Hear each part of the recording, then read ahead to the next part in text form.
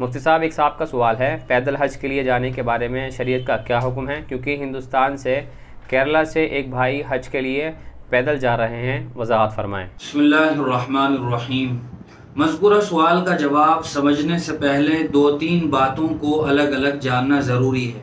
Number 1، اللہ تبارک و تعالیٰ قرآن مجید میں ارشاد فرماتے ہیں وَلِلَّهِ عَلَى النَّاسِ حِجُّ الْبَيْتِ مَنِ اسْتَطَاعَ إِلَيْهِ سَبِيلًا، یعنی اللہ تبارک و تعالیٰ نے ان لوگوں پر حج فرض فرمایا ہے جو صاحب حیثیت ہوں، صاحب استطاعت ہوں۔ اس کا مطلب یہ ہے کہ آدمی اتنا مالدار ہو، اس کے پاس اتنا پیسہ موجود ہو کہ وہ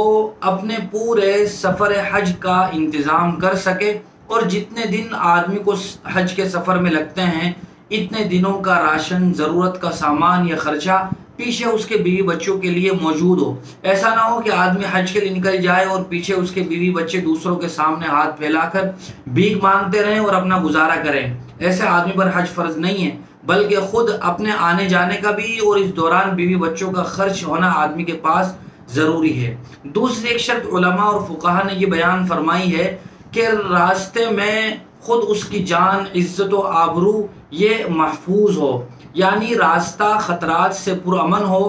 ڈاکوؤں کا، چوروں کا، اسی طرح جنگلی جانوروں کا کوئی خطرہ نہ ہو، تو پھر آدمی پر حج فرض ہوتا ہے۔ اور جو لوگ مکہ سے دور رہتے ہیں ان لوگوں پر حج اسی وقت فرض ہوتا ہے جب ان کے پاس سواری کا انتظام ہو۔ جو لوگ مکہ کے قریب رہتے ہیں، جو آسانی سے پیدل چل کر جا کر حج کر سکتے ہیں، تو ان کے لیے فقہا نے لکھا ہے کہ وہ پیدل جا کر حج کریں۔ لیکن جو دور رہتے ہیں، ان دور کے ممالک میں ہندوستان بھی ہے، پاکستان ہے، بنگلہ دیش ہے، اور بہت سارے ممالک ہیں جو مکہ سے بہت دور ہیں، تو ان لوگوں پر اسی وقت حج فرض ہوتا ہے جب کہ ان کے پاس سواری کا انتظام ہو۔ اور آج کل بطور خاص ہندوستان جیسے لوگوں کے لیے سواری وہ جہاز ہے، یعنی جہاز کا خرچہ آدمی کے پاس موجود ہو تو اس وقت حج فرض ہوتا ہے۔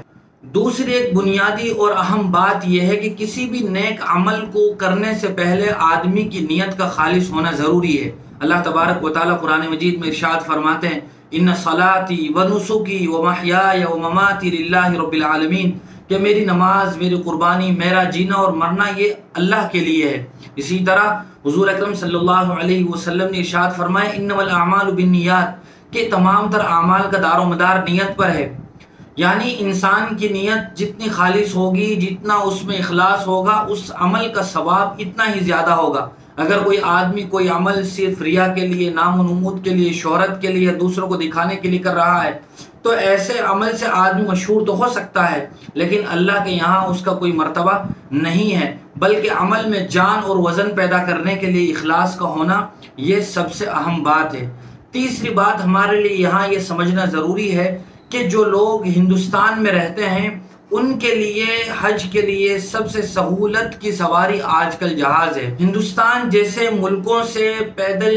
چل کر حج کرنا نہ تو اسلام اس کی حوصلہ افزائی کرتا ہے اور نہ ہی ہم اس کی ترغیب دے سکتے ہیں کہ جاؤ یہاں سے چل کر پیدل حج کرو، چونکہ اگر کوئی آدمی ہندوستان سے پیدل حج کرنے کے لیے جائے تو اسے تقریباً 5 یا 6 ملکوں سے گزرنا پڑتا ہے۔ اسی طرح 8000 یا اس سے بھی زائد کلومیٹر کا سفر پڑتا ہے۔ درمیان میں بہت ساری دشوار گزار گھاٹیاں ہیں، پرخطر راستے بھی ہیں، آدمی بسا اوقات جنگلات میں تنہا بھی ہو جاتا ہے، تو ہر وقت خطرات لگے ہوئے ہیں۔ اللہ تبارک و تعالیٰ کسی انسان کو اس کی طاقت سے زیادہ کسی امر کا مکلف نہیں بناتے ہیں۔ اللہ تبارک و تعالیٰ قرآن مجید میں ارشاد فرماتے ہیں لا یکلف اللہ نفسا الا وسعها، کہ اللہ تعالیٰ کسی انسان کو اس کی طاقت سے زیادہ کا مکلف نہیں بناتے ہیں۔ اسی لیے ہم شریعت میں دیکھتے ہیں کہ آسانیاں ہیں، انسان کھڑے ہو کر نماز نہیں پڑھ سکتا تو بیٹھ کر پڑھے، بیٹھ کر نہیں پڑھ سکتا تو لیٹ کر پڑھے، لیٹ کر نہیں پڑھ سکتا تو اشارے سے پڑھے۔ اسی طرح انسان بیمار ہے، روزے کی ہمت نہیں ہے تو ابھی فی الحال رمضان کا روزہ چھوڑ دے،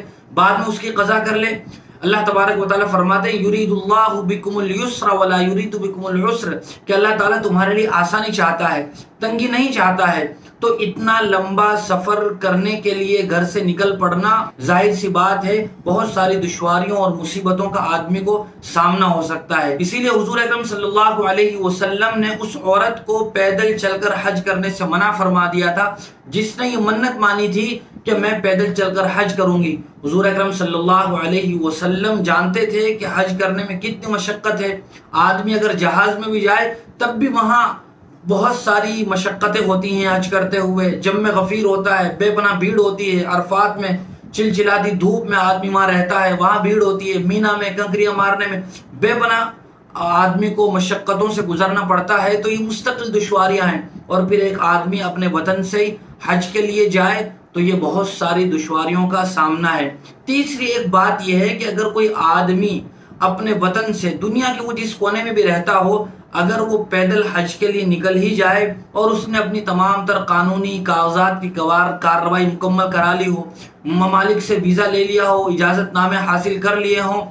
تو اگر کوئی آدمی پیدل چل کر حج کے لیے چلا ہی جائے اور وہ حج کرے، تمام تر ارکان کی ادائیگی کا اہتمام کرے، تو اس کا حج فرض ادا ہو جائے گا، اور انشاءاللہ اللہ کی ذات سے امید ہے کہ اس نے اگر پورے اخلاص کے ساتھ حج کیا ہے تو اس کو ثواب بھی ملے گا۔ بہرحال جب ہمارے کیرلا کے شہاب بھائی نے حج کا یہ عظیم سفر شروع کر ہی دیا ہے اور وہ کمر بستہ ہو گئے ہیں، سفر کے لیے نکل پڑے، تو ہمیں ان کے لیے دعا گو ہونا چاہیے کہ اللہ تعالیٰ ان کا سفر آسان فرمائے، ان کے لیے حج کی ادائیگی آسان فرمائے، تمام تر راستوں کے خطروں سے اللہ تبارک و تعالیٰ ان کو اپنے حفظ و امان میں رکھے، اور صحت اور سلامتی کے ساتھ اللہ تبارک و تعالیٰ عافیت کے ساتھ ان کی واپسی مقدر فرمائے، اور بیوی بچوں سے ملاقات اللہ تبارک و تعالیٰ ان کے لیے بالکل آسان فرمائے۔ تو ہمیں اب دعا کرتے رہنا چاہیے۔ بہت سارے لوگ یہ باتیں بھی کر رہے ہیں کہ اس نے یہ سفر واہواہی کے لیے یا شہرت کے لیے شروع کیا ہے، یہ بات ہرگز درست نہیں ہے، چونکہ ہم کسی کی نیت کو نہیں پرکھ سکتے ہیں۔